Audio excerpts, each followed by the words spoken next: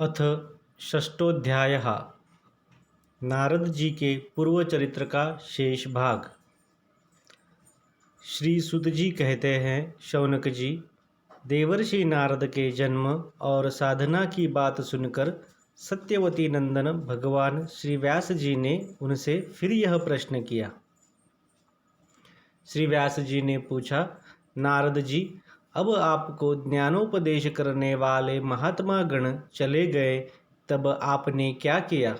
उस समय तो आपकी अवस्था बहुत छोटी थी। स्वयंभू आपकी शेष आयु किस प्रकार व्यतीत हुई और मृत्यु के समय आपने किस विधि से अपने शरीर का परित्याग किया? देवर्षे, काल तो सभी वस्तुओं को नष्ट कर देता है। उसने आपकी इस पूर्व कल्पक की स्मृति का कैसे नाश नहीं किया? श्री नारद जी ने कहा, मुझे ज्ञानोपदेश करने वाले महात्मा गण जब चले गए, तब मैंने इस प्रकार अपना जीवन व्यतीत किया। यद्यपि उस समय मेरी अवस्था बहुत छोटी थी। मैं अपनी माँ का इकलौता लड़का था। एक तो वह स्त्री थी, दूसरे मूढ़ और तीसरे दासी थी। मुझे भी उसके सिवा और कोई सहारा नहीं था। उसने अपने को मेरे स्नेह पाश से जकड़ रखा था। वह मेरे योगक्षेम की चिंता तो बहुत करती थी, परंतु पराधीन होने के कारण कुछ कर नहीं पाती थी। जैसे कठपुतली नचाने वाले की इच्छा के अनुसार ही नाचती है, वैसे ही यह सारा संसार ईश्वर के अधीन है। मैं भी अपनी माँ के स्नेह बंधन में बंधकर उस ब्राह्मण बस्ती में ही रहा। मेरी अवस्था केवल 5 वर्ष की थी। मुझे दिशा, देश और काल के संबंध में कुछ भी ज्ञान नहीं था। एक दिन की बात है, मेरी माँ का गौ दूहने के लिए रात के समय घर से बाहर निकली। रास्ते में उसके पैर से सांप छू गया। उसने उस बेचारी को डस लिया। उस सांप का क्या दोष, काल की ऐसी ही प्रेरणा थी। मैंने समझा, भक्तों का मंगल चाहने वाले भगवान का यह भी एक अनुग्रह ही है। इसके बाद मैं उत्तर दिशा की ओर चल पड़ा।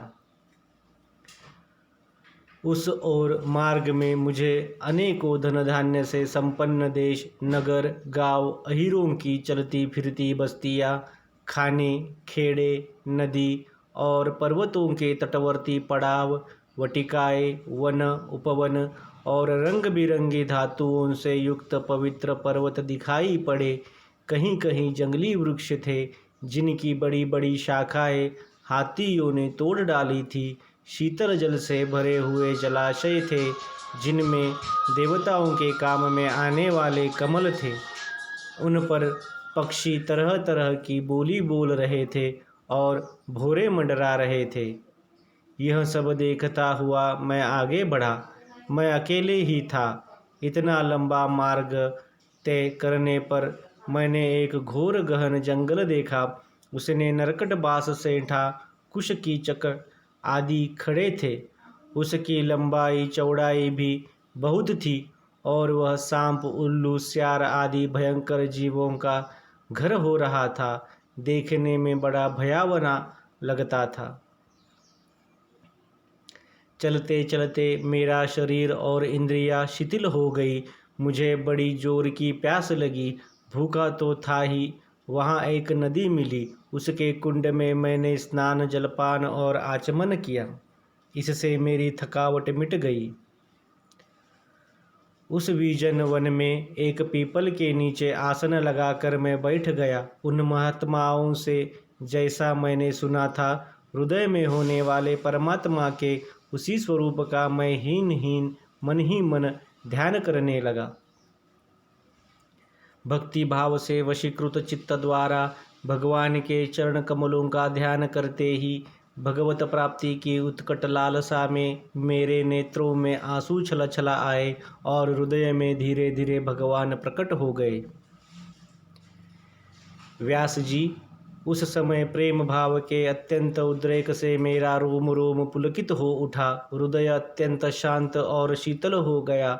उस आनंद की बाढ़ में मैं ऐसा डूब गया कि मुझे अपना और ध्येय वस्तु का तनिक भी भान न रहा।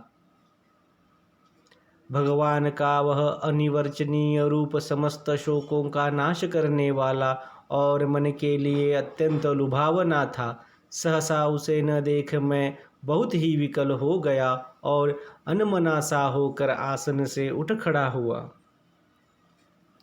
मैंने उस स्वरूप का दर्शन फिर करना चाहा, किंतु मन को हृदय में समाहित करके बार बार दर्शन की चेष्टा करने पर भी मैं उसे देख नहीं सका।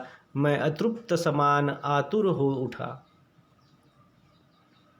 इस प्रकार निर्जन वन में मुझे प्रयत्न करते देख स्वयं भगवान जी वाणी के विषय नहीं है, बड़ी गंभीर और मधुर वाणी से मेरे शोक को शांत करते हुए से कहा,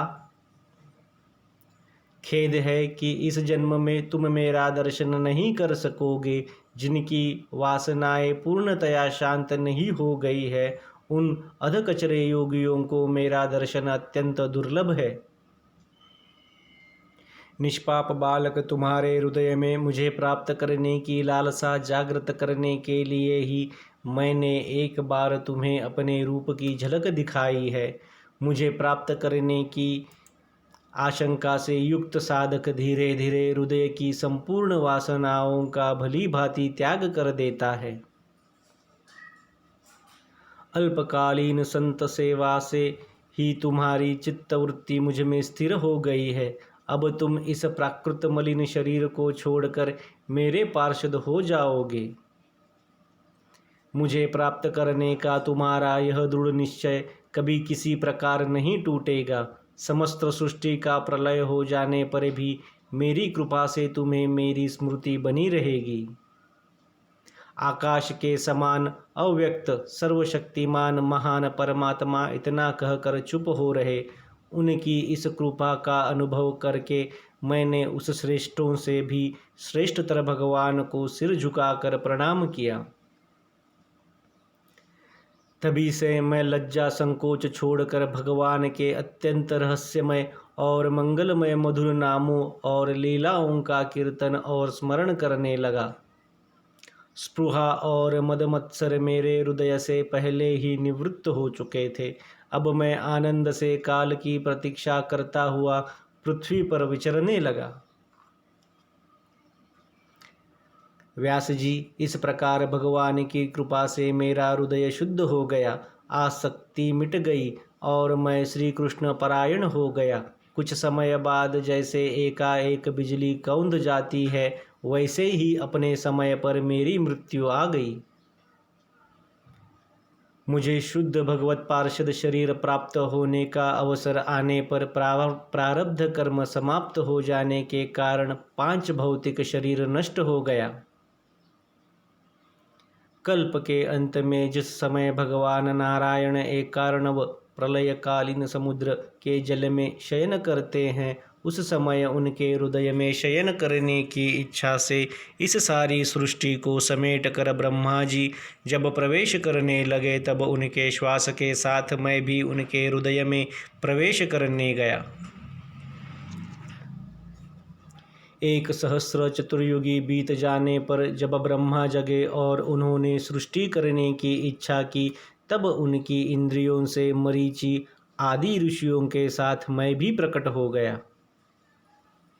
तभी से मैं भगवान को कृपा से वैकुंठ दिमी और तीनों लोकों में बाहर और भीतर बिना रोक टोक विचरण किया करता हूँ।